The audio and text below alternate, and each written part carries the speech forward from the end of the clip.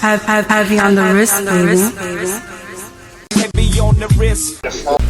Welcome to another edition of Heavy on the Wrist podcast. This is your guest, Mike Larry. Heavy on the wrist, baby. Who's already started the interview with the legendary Jonni Vegaz, all the way from California, man. Shout out WCW podcast. Shout out Side Eye Chats podcast. Shout out Jonni Vegaz podcast. We're gonna get right into it. My grandparents used to stay in Jersey, and that's how the Jersey story began. Perfect. That's dope. That's dope. So, what made you want to start doing podcasting? To be honest with you, man, I was just trying to expand my brand as much as possible. Sleep is for Billionaires. It originally started as a title, my latest project, musical project. You know what I mean? And then I decided to trademark the slogan. You know, a lot of people gravitating to it.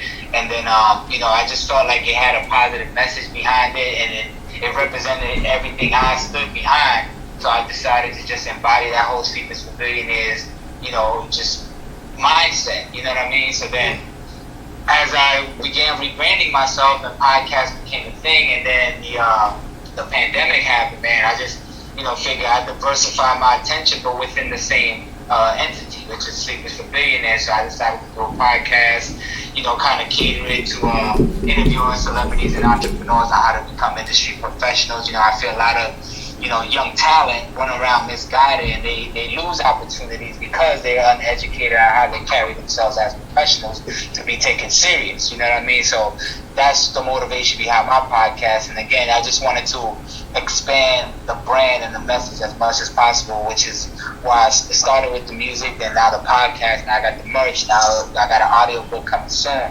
You know what I mean? So it's just like, trying to expand as much as possible. So that I hope I answered your question. That's dope, man. Absolutely dope. And speaking of podcasts, okay, so you have Sleep is for Billionaires podcast. Whatever happened to the Stop the Bank brand? Stop the Bank is still in full effect, but it's a multimedia company. So we just produce videos and produce music out of there. So that's pretty much the full extent of that, man. But it's been mostly video production, man, video editing and shooting music videos and commercials and stuff like that. So, yeah, but that's still in full effect, Speaking of videos, you did a video with Miguel. How did you land the video with Miguel, man? So when I moved to California, I came to pursue an acting career. So I got into it, you know what I'm saying? One thing about LA that I love is that everything's very structured when it comes to... Show the view again. What? Oh, there's you again. Okay. Yeah. LA. That's nice. Yeah, I'm in the area they call the Valley. This is Northridge. I used to live downtown. There was a better view over there, but as soon as you go outside, it's like a piece of shit. But this is definitely more convenient, especially during the pandemic. A lot of clean air and stuff out here. But Speaking of being in California, do you see yourself in any acting roles or landing any acting roles, any upcoming films? That's what I was talking about, the Miguel situation. Yeah. So I came out here pursuing the acting dream, and I just hit the ground running because, again, LA is so structured. By that I mean there's a lot of websites where up-and-coming actors can join and pay a membership and then submit themselves to the opportunities that are available, because there are casting directors on those sites that find a particular talent. You know what I'm saying? Because they get hired by the directors and producers too, just that. So once I figured out there was a structure behind it, I just, trusted the process. I signed up to the website, I submitted myself to the casting roles, and doing that method, I landed the Miguel role. So the Miguel role, it was like, thug role, light skin, scruffy beard, whatever. So light skin thug. Hey man, listen. Anyway, that's what they wanted. That's what they paid for. You know what I mean? So I got in that situation, and it was a good look. Got to network with Miguel, got to be in the video, and they added to my resume, which got me into the Screen Actors Guild, which is a union for actors. That's dope. That's really dope. And you also, because you got a lot of stuff that you're doing right now. So what would have been your favorite podcast? Because you podcast the guy from Onyx, The guy that I'm not gonna go out names unless you want to. But you've done tons of podcasts. What was your favorite one? I'm gonna be honest with you, man. It's nothing like the first. You know what I'm saying? Because that's what set it off, man. Right. Okay. Who was your first? It was Dorian Wilson, you may know him as Professor Ogilvy from the Parkers. Shut up! Oh, that's dope, man. That was your first interview? That was my first interview, and I met him through acting because we were on a show together called In the Cut that comes on Bounce TV. So he's actually the lead, and I was playing one of the extras on there. And he was just mad cool, and we just gravitated to each other, man. And it just became a dope relationship, man. So once I began the podcast, told him about it, he was with it. He came through, and mind you, I had just bought a new camera, so I wasn't too familiar with the features, right? Yeah. This man drove 45 minutes to see me, right? We did the interview and shit. Come to find out, I went home and put that chip in the computer, upload the footage. The whole shit was in slow motion. No audio, no nothing. I was sick. I wanted to cry. I wanted to just quit and come back to Tampa and just fucking blow my... It was in slow mo. Right, exactly. So then I called him and I told him about it. I said, I'm sorry, I understand you don't want to do it over. I understand. And he was just so understanding. He was like, yo, man, I get it. You know what I'm saying? You just starting out. Don't even worry about it. Just give me another week and I'll come back through. And not only did he come back through, he let me borrow like 2 of his jackets to wear on my next podcast. Nice. Oh, that's dope. He was not cool about it. You know what I mean? So I just kind of like respected that about, A-list celebrities. Because a lot of people had this misconception A-list artists are assholes, we think they're billionaire, everybody. But once you get to know them, man, they're just regular people, man. And they're all just trying to get the next gig. Even Denzel's like a fucking millionaire off acting, but he's still trying to get the next gig too, man. Everybody on the same. Everybody is a creative out here. Everybody's on the grind. Everybody got some people got their managers and agents in line, but everybody's hustling. Everybody else, everybody. Out there, LA is a dope place to. LA is definitely a dope place to broaden your horizons because you think about. You have here in Tampa, which we know about Tampa scenery, in Florida, but LA is like where everybody dreams. Like they'll stop everything they're doing and they'll pack everything up and boom, it's either LA or New York. Big city dreams. Do you find it more competitive? Do you find it more competitive in LA? When you're out there? In comparison to what? In comparison to just being anywhere else. In comparison to what? In comparison to being in Florida, anywhere else that you've been. Honestly, yes. But I'm okay with that. I love a challenge. You know what I'm saying? And I've been challenged my whole life. Trying to be an entertainer or a businessman or whatever always has its challenges no matter where you're at. You know what I'm saying? Who you're dealing with. So it was like I was always kind of practicing to get where I'm at today. You know what I'm saying? And all that practice was just preparing me for what's to come. You know what I'm saying? And now even more so because I'm learning so much. I'm meeting so many people. I'm doing so many things. But I'm still growing. I'm still hustling, still grinding, still trying to put deals together, still on the phone, smiling and dialing, calling new leads, trying to generate new leads, and just really growing as a man, and not just as a podcaster or actor or whatever. I'm growing as a man and as a whole with everything I do. So that's where I'm at. That's dope. So I want to talk about something a little off track. You did a push-up challenge with Wycliffe. Yeah, that was Was it money on the table? Nah, to be honest with you, so when I used to live downtown, well, first of all, Wycliffe cheap. Because he wasn't going all the way down. You can see the video on my Instagram page. But so yeah, man, there was I used to live downtown, and right next door was a medical marijuana dispensary, and when Wycliffe was there, he had a little, I think he had a product out, and he was doing like a meet and greet or whatever.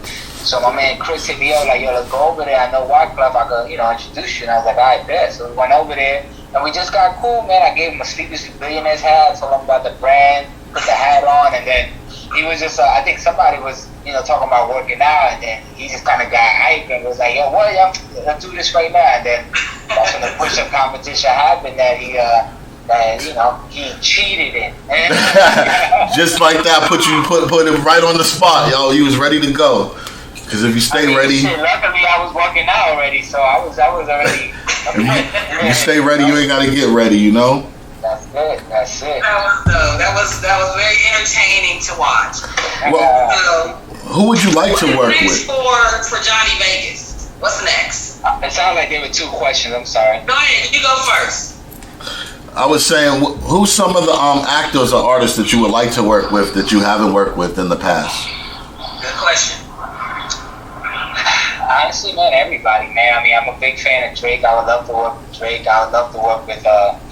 I'm in the process of, inching my way in there with 1500 or Nothing. I'm not sure if you're familiar with them, but they're like the biggest band in the face of the universe. Like what they do there with those instruments. So basically, 1500 or Nothing is a band of a band. People play instruments or whatever, but they also produce and songwrite. So they've been writing for Bruno Mars for the past like 10 years. Wow. So on the 444 tour with Drake, with Jay-Z, where he did the 444 tour, where he did the B-Sides concert, they were the live band playing for him. Okay. So, you know what I'm saying? Yeah, so, I've been like just entry level with them a little bit on the songwriting stuff, trying to build something there. So, yeah, man, I'm excited about working with those guys. And honestly, man, even if I name a bunch of people, you probably won't even know, because there's a lot of... One thing I noticed about LA, or just entertainment in general, in front of the camera is only one job, but behind the camera is like 150 jobs.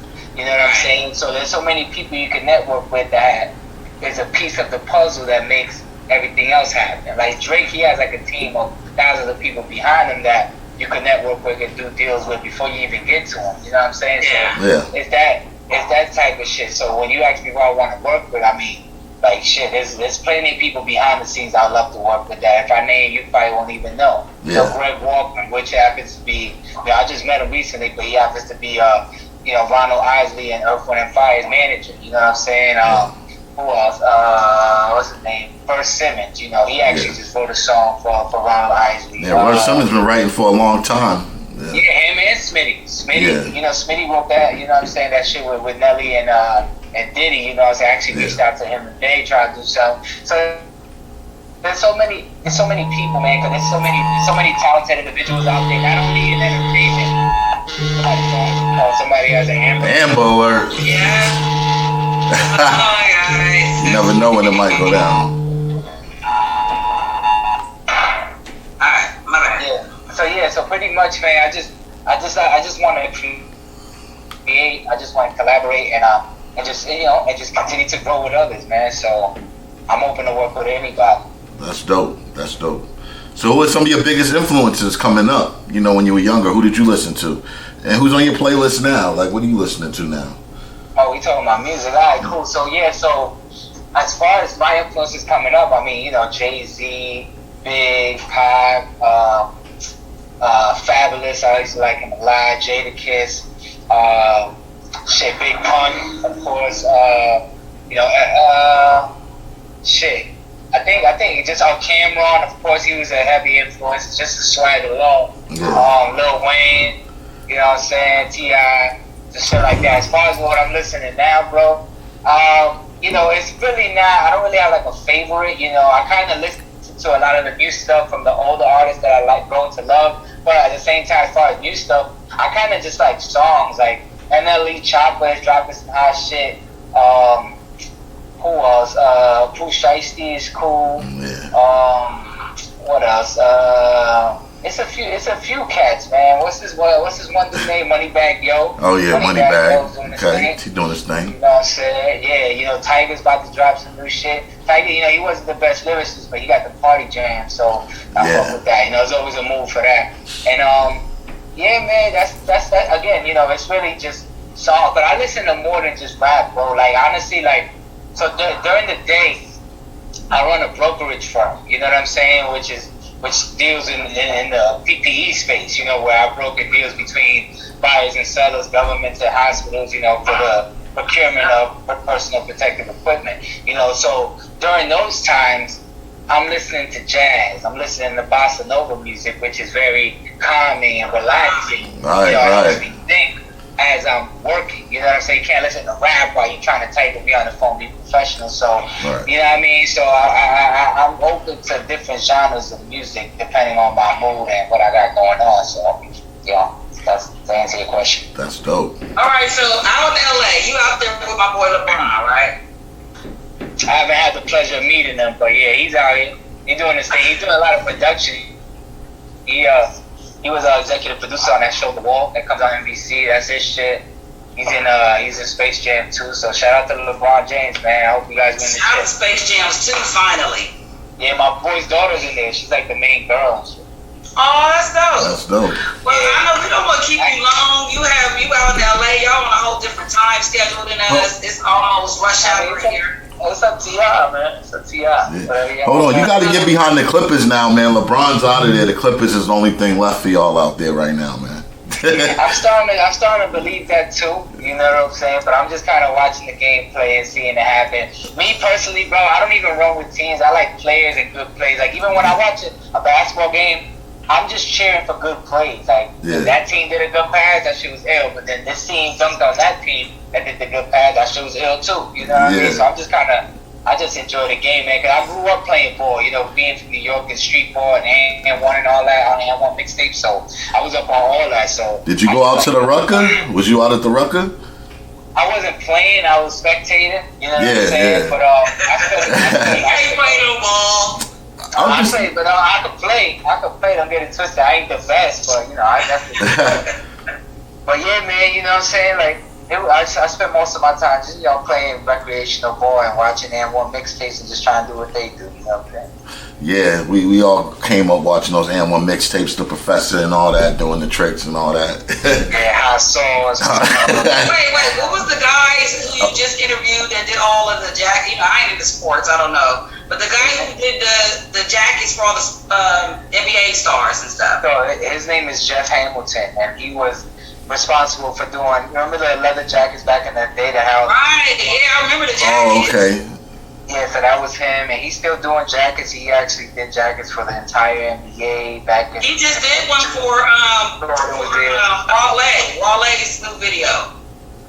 Right, he did doing it for all the artists. He doing it for the NASCAR drivers, you know, all the sports out there. He did the jackets for, like, had exclusive license to do it. So yeah, it was definitely good interviewing Jeff. He's a good guy. What jewel did you take away from that podcast, from that interview? Good question. So honestly, man, just what he said was like almost basically don't be in a rush to succeed. Like you don't gotta run, just walk. You know what I'm saying? Like you know, just walk to your destiny. You know what I'm saying? So you know, and what I took from that was pretty much don't try to be all over the place. Just, you know, stick to what works and just ride the wave. You know what I'm saying? So that's what I took from it. That's dope. That's dope. So now, do you have any shout outs? Well, first of all, what I want you to do is to give anybody any of your platforms. Say they're in LA, they want you to do a feature. Are you down for features? I'm down for whatever. Like I said, I would love to collaborate with anybody. You know what I'm saying? I mean, as long as the quality is good and it, you know, and it complements my brand, then just go. Alright, so once again, your brands are Sleep is for Billionaires, Stop the Bank. You got anything else going on right now? Oh man, I mean, Sleep is for Billionaires is in the forefront, you know, with the podcast and stuff like. In regards to entertainment, you know what I'm saying? Sleep is for Billionaires. You know, just the podcast, man, pushing the podcast, coming out with an audio book soon, and just continuing to grow the podcast as much as I possibly can. Continuing to push the merch. You know, the merch is doing okay. Collaborating with other fashion designers to do, you know, Sleep is for Billionaires spin-off brands. Like I'll probably get with Jeff Hamilton and do some Sleep is for Billionaires leather jackets and sell those and see what we can do there. So, you know, but for the most part, you know, I spend the day-to-day on the phones, man, just like we were doing at UMA. Like, ever since the pandemic, you know, production slowed down, so I had to take the skills that I had, those customer service skills, and go in business for myself. So I pretty much aligned myself with multiple medical device companies and just sell their inventory for a commission and generate their leads. So that's what keeps me going every day. And just Yeah, because it's like fighting the coronavirus. You know, everybody was in need of the PPE. So I jumped into that. Now we're doing other commodities and stuff. I'm about to get my real estate license next month. So slow down. What did you tell you? Don't put all that on your plate. Well, the thing is like, I'm a salesman at heart, so it's like, I don't mind having something in my back pocket I can sell if the opportunity. Stick to the script, homie. Stick to the script. That's a fact.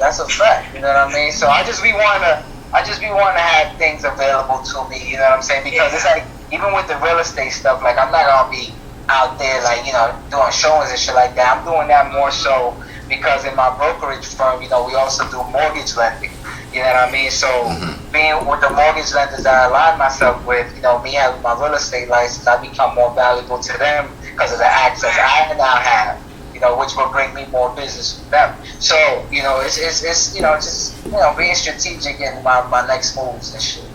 That's dope. Another notch under your belt. Big facts. So drop the links. Drop your platforms and social media platforms. How can people reach you? What platforms? Oh man, I'm pretty much everywhere, man. Instagram, Jonni_Vegaz. That's JONNI_Vegas with a Z. Sleepers for Billionaires has an Instagram page as well.